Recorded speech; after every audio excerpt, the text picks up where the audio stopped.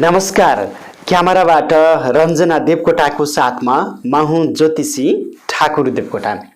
आदरणीय दर्शकहरू, आज हामी तपाईको माझमा महत्त्वपूर्ण भिडियो लिएर आएका छौँ। प्राय हामी सबै महत्त्वपूर्ण भिडियो लिएर आएका हुन्छौँ, किन भन्दा तपाईलाई नयाँ नयाँ जानकारीहरू ज्ञानहरू दिएर तपाईलाई ऊर्जाशील बनाउने हाम्रो उद्देश्य रहेको हुन्छ। आजको शीर्षक रहेको छ यस्ता मानिसको हातमा पैसा टिक्दैन। कस्तो मानिससँग पैसा टिक्दैन? यस्ता मानिससँग पैसा नटिक्ने कस्ता खालका मानिससँग पैसा टिक्दैन त? कतै हामी पनि पैसा नटिक्ने मानिसमा त पर्दैनौँ?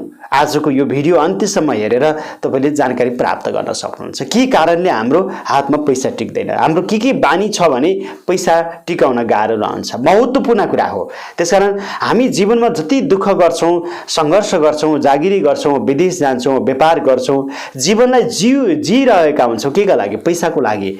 यो सब थोक पैसा। मान्छेले पैसा केही पनि होइन भन्छन्, तर पैसा नभएर कुनै पनि कामहरू चल्दैन।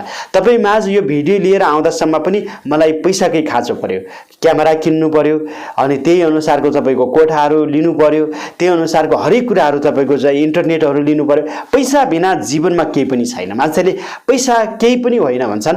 पैसा केही होइन, तर पैसा केही चिज हो। पैसा भयो भने मान्छेको आत्मबल बढ्छ। पैसा भयो भने मान्छेमा साहस बढ्छ। त्यसकारण पैसा भयो भने जीवनमा ऊर्जा आउँछ। पैसा नै छैन भने जीवनमा केही गर्ने जोस जागर नै आउँदैन। त्यसकारण मान्छेले भन्ने एउटा कुरा भने पनि पैसाको लागि सबै मान्छेहरू दौडिरहेका हुन्छन्। किन विदेश जानु पर्यो त? किन सरकारी जागिरी प्राप्त गर्नु पर्यो? किन व्यापार गर्नु पर्यो? किन कृषि कार्य गर्नु पर्यो? किन दुःख गर्नु पर्यो त? किन छोराछोरीलाई पढाउनको लागि पैसा चाहियो त? यी कुराहरू जति जे भने पनि पैसाको महत्त्व छ। त्यसकारण कस्ता व्यवहार भएका मानिसहरू पैसा टिक्दैन, अब म ढिला नगरिकन यहाँहरूको माझमा जानकारी दिन्छु। नातिकन अन्त्यसम्म यो भिडियो हेर्ने प्रयास गर्नुभयो भने अवश्य तपाईँ सफलता प्राप्त गर्न सक्नुहुन्छ र नयाँ ज्ञान जानकारीहरू तपाईँ लिन सक्नुहुन्छ। सबभन्दा पहिलो कुरा रहेको छ, बिहानसम्म सुत्ने बानी भएको मानिससँग पैसा कहिले पनि टिक्दैन। तपाईँ यदि बिहानसम्म सुत्ने बानी भएको व्यक्तित्व रहनुहुन्छ भने तपाईँ आफूले विचार गरेर हेर्नुहोस्, तपाईँको हातमा पैसा टिक्दैन। तपाईँ खर्चालु स्वभावको व्यक्तित्व रहनुहुन्छ। कारण के हो भन्दा जब सूर्य भन्ने ग्रह पृथ्वी लोकमा आफ्नो किरणहरू दिएर आइसक्छ त्यति बेलासम्म तपाईँ यदि सुतिरहनु भएको छ भने तपाईँमा ग्रहका सकारात्मक ऊर्जाहरू, ग्रहका सकारात्मक किरणहरू त्यति प्रभावित हुँदैनन्। तपाईँमा अल्छीपना हुन्छ। अल्छीपना हुने मान्छे, कार्यमा क्रियाशील नहुने मान्छेले धन पैसा कमाउन सक्दैन। त्यसकारण धन पैसा कमाउनलाई मान्छे कर्मशील हुनु पर्यो, काममा लाग्नु पर्यो, टाइममा सुत्नु पर्यो, टाइममा उठ्नु पर्यो। यो महत्त्वपूर्ण कुरा रहेको छ। त्यसैगरी अर्को कुरा रहेको छ, कस्तो मान्छेको हातमा पैसा टिक्दैन? दिनको समयमा पैसा सापटी दिने वा पैसा लिने मान्छेको हातमा पैसा टिक्दैन। तपाईँ जन्मदिन भनेको मनाउने हो।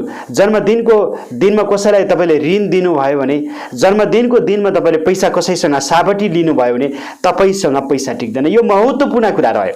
त्यसकारण तपाईँले यो बुझ्नुपर्ने कुरा रह्यो। त्यसकारण तपाईँ भुलेर पनि जन्मदिनमा पैसा सापटी नदिनुहोला, पैसा ऋण पनि नलिनुहोला। यति कामहरू गर्नुहोस्, अवश्य तपाईँको धन प्राप्त गर्न सक्नुहुन्छ। यो महत्त्वपूर्ण कुरा रह्यो।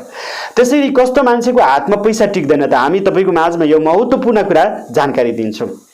शनिबारको दिनमा पैसा अरूलाई सापटी दिने मान्छेको हातमा पैसा टिक्दैन। तपाईँ शनिबारको दिनमा पैसा अरूलाई सापटी दिनुहुन्छ, शनिबारको दिनमा तपाईँले पैसा ऋण लिनुहुन्छ भने पनि तपाईँको हातमा पैसा टिक्दैन। शनिबारमा विशेष गरेर नकारात्मक किसिमको किरण रेजहरू आइरहेको हुन्छ। यसले नकारात्मक किसिमको प्रभाव पारिरहेको हुन्छ। त्यसकारण ज्योतिषशास्त्र यस्तो कुराहरू उल्लेख गरेको हुन्छ, हरेक बार अनुसार कुन काम गर्ने कुन काम नगर्ने भनिएको हुन्छ। त्यसकारण शनिबारको दिनमा पैसा अरूलाई दिने र पैसा तपाईको सापटी लिने काम नगर्नुहोला। तर शनिबारको दिनमा पैसा दान गर्न चाहिँ सकिन्छ। दुखी, गरिबी र असहायहरूलाई दान गर्न सकिन्छ। यो महत्त्वपूर्ण कुरा हामी तपाईको माझमा राखिरहेका छौँ।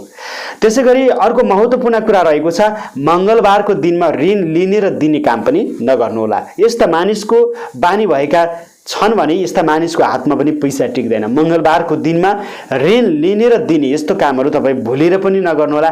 मङ्गलबार झगडाको बारको रूपमा मानिन्छ। पैसा दिनुभयो भने झगडा गरेर ल्याउनु पर्छ, सगर पैसा नै खाइदिन सक्छ। मङ्गलबार भनेको खरो बारको रूपमा मानिन्छ। त्यसकारण बार अनुसार हामीले काम गर्नुपर्छ। बार त्यत्तिकै राखिएको होइन। मङ्गलबारको दिनमा मङ्गल ग्रहको प्रतिनिधित्व रहन्छ। मङ्गल ग्रहलाई झगडालु, साहसी, पराक्रमी, आत्मविश्वासी ग्रहको रूपमा लिइन्छ। त्यसकारण यो ग्रहले तपाईँको यस्तो खालको चाहिँ समस्या बनाउने भएको हुनाले मङ्गलबारको दिनमा ऋण लिने र दिने दुईटै कामहरू नगर्नुहोस्। यसले पनि तपाईँको हातमा पैसा टिक्दैन। यो महत्त्वपूर्ण कुरा रह्यो। त्यसै गरी अर्को कस्ता मान्छेको हातमा पैसा टिक्दैन? औँसीको दिनमा पैसाको कारोबार गर्ने मान्छेको हातमा पैसा टिक्दैन।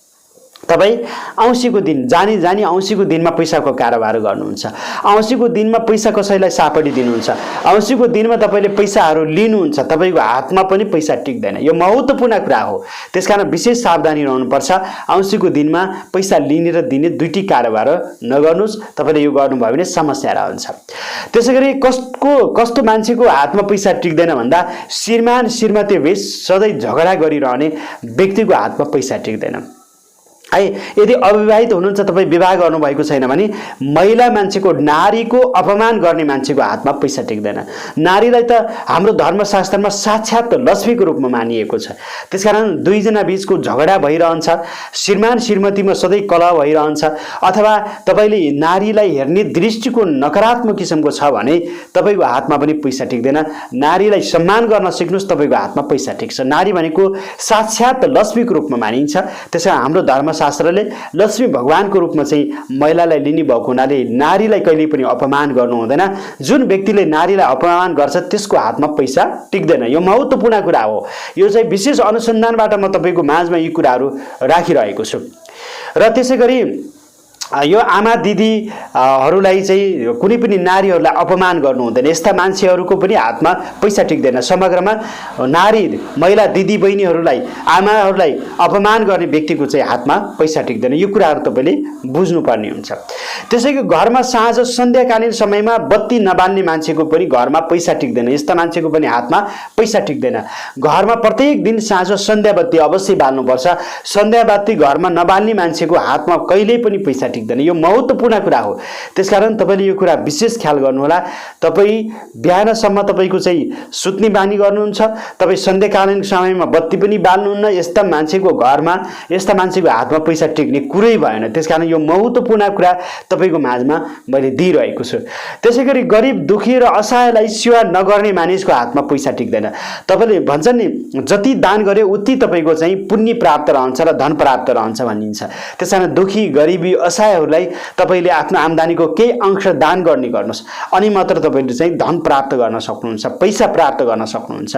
यो महत्त्वपूर्ण कुरा तपाईँको माझमा म राखिरहेको छु। तपाईँले पक्कै पनि यो कुरालाई फलोअप गरेर अगाडि बढ्नुभयो भने धन बचत गर्न सक्नुहुन्छ। त्यसै गरी रहेको छ, पैसालाई तपाईँले थुक लगाएर गन्ने बानी छ भने पनि तपाईँको हातमा पैसा टिक्दैन।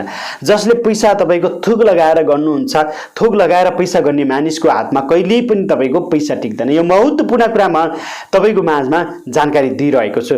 त्यसै गरी तपाईँले पैसा गन्दाखेरि जहिले पनि तपाईँको चाहिँ सूर्य अस्त भइसकेपछि तपाईँले चाहिँ पैसा तपाईँको चाहिँ कसैलाई दिनुभयो भने पनि तपाईँको हातमा पैसा टिक्दैन। त्यसै गरी पैसा तपाईँले छरपष्ट अवस्थामा गोजीमा राख्नुहुन्छ, बागसमा राख्नुहुन्छ, घरमा राख्नुहुन्छ, यस्ता मानिसको हातमा पनि पैसा टिक्दैन। तपाईँको जुन पाइन्टमा पनि पैसै छ, कोटको गोजामा पनि पैसै छ, छरपट्ट सिरानमणि पनि पैसै छ, जता पायो ती पैसाहरू फाल्ने यस्ता मानिसको हातमा पनि पैसा टिक्दैन। त्यसकारण पैसालाई जहिले पनि जम्मा गरेर राख्नुपर्छ। पैसालाई तपाईँको राम्रोसँग व्यवस्थित गरेर मिलाएर राख्नुपर्छ, अनि मात्र पैसा टिक्छ। यो महत्त्वपूर्ण कुरा हामी तपाईँको माझमा राखिरहेका छौँ। त्यसै गरी गलत नियत गरेर तपाईँले कमाउनु भएको धन पैसा पनि तपाईँको हातमा टिक्दैन। त्यसकारण तपाईँ पैसा त कमाउनुहुन्छ, गलत नियत गरेर तपाईँको पैसा कमाउनुहुन्छ, चोरी गरेर पैसा कमाउनुहुन्छ, कोहीबाट तपाईँले पैसाहरू तपाईँको कसैको खोसेर ल्याउनुहुन्छ, कसैले पाप कर्म गरेर पैसा ल्याउनुहुन्छ। यस्ता मान्छेको तपाईँको घर हातमा पैसा टिक्दैन। जसको घरमा माकुराको जालो सधैँ लागिरहन्छ यस्ताको हातमा पनि पैसा टिक्दैन। त्यसैले घरमा माकुराको जालो तपाईँको लागिरहन्छ भने तपाईँको घरमा पैसा टिक्दैन, तपाईँको हातमा पैसा टिक्दैन। त्यसकारण माकुराको जालो घरमा लाग्नै नदिनुहोस्। यस्तो तपाईँको माकुराको जालो तपाईँको लाग्यो भने तपाईँको हातमा पैसा टिक्ने हुँदैन। त्यसैले साँझको समयमा जुठा भाँडाहरू तपाईँको नमाज्ने घरमा पनि त्यस्ता व्यक्तिको हातमा पनि पैसा टिक्दैन। त्यसकारण साँझको समयमा तपाईँले जुठा भाँडाहरू माझ्नुहोला। जुठा भाँडाहरू नमाज्ने मानिसको घरमा तपाईँको पैसा टिक्दैन, जुठा भाँडा नमाज्ने मानिसको हातमा पैसा टिक्दैन। यो महत्त्वपूर्ण कुरा हामी तपाईँको माझमा राखिरहेका छौँ। त्यसगरी झाडु बरानीलाई यहाँले ठाडो बनाएर राख्ने, बाटोमा राख्ने, सबैले देख्ने गरी राख्ने मानिसको हातमा पनि पैसा टिक्दैन। तपाईँको घरमा भएको झाडु बरानी नानीलाई तपाईले दक्षिण पश्चिमको कोण नैऋत्य कोणमा राख्न सक्नुहुन्छ, कसैले नदेख्ने गरी राख्नु होला। यसरी राख्नुभयो भने तपाईको घरमा धनको स्वाहा हुन्छ। त्यसैगरी घरमा जुत्ता चप्पलहरू छरपष्ट अवस्थामा नमिलाएर राख्ने व्यक्तिहरूको घरमा हातमा पनि पैसा टिक्दैन। त्यसकारण जहिले पनि जुत्ता घोप्टो पार्नुहुन्न, जुत्ता तपाईको उत्तानो हुनुपर्छ, जुत्ताहरू मिलाएर राख्नुपर्छ, जुत्तालाई दक्षिण पश्चिम नैऋत्य कोणमा राख्नुपर्ने हुन्छ, कसैले नदेख्ने ठाउँमा तपाईको राख्नुपर्छ। तपाईले जुत्ताहरू जहिले पनि तपाईको छरपष्ट अवस्थामा राख्नुहुन्न, जुत्ताहरू मिलाएर राख्नुपर्छ। यो गर्नुभयो भने तपाईको हातमा पैसा टिक्छ।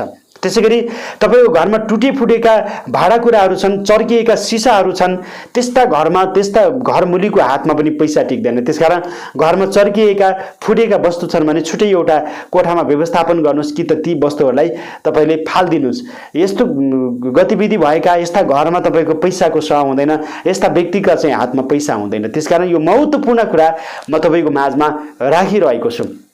आजको जानकारी यहाँलाई कस्तो लाग्यो? जस्तो लाग्यो त्यस्तै सल्लाह सुझाव र प्रतिक्रिया दिन सक्नुहुन्छ।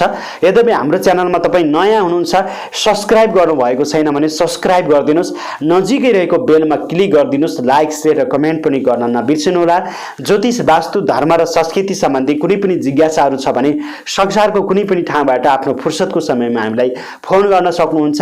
हाम्रो मोबाइल नम्बर रहेको छ 9847844095 980995 6057 मा फोन गर्न सक्नुहुन्छ। आजलाई भने यतिन्जेलसम्म हाम्रो भिडियो हेरेर साथ दिने तपाईँ सम्पूर्ण दर्शकहरूलाई धेरै धेरै धन्यवाद दिँदै क्यामेराबाट रञ्जना देवकोटाको साथमा म हुँ ज्योतिषी ठाकुर देवकोटा आगे चाहन्छु। यहाँहरूको जीवन जिन्दगी सुखमय बितोस्। नमस्ते, जय होस्।